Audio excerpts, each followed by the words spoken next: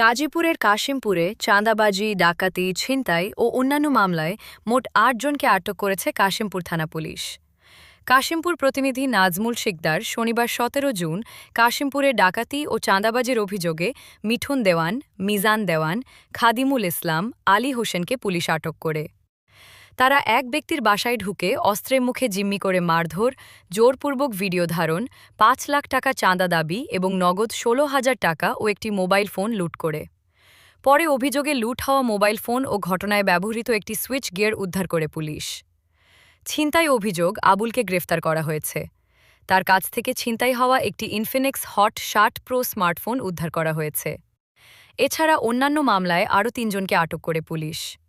এই বিষয়ে কাশিমপুর থানা পুলিশ জানান, আটককৃতদের আজ বিজ্ঞ আদালতে প্রেরণ করা হয়েছে।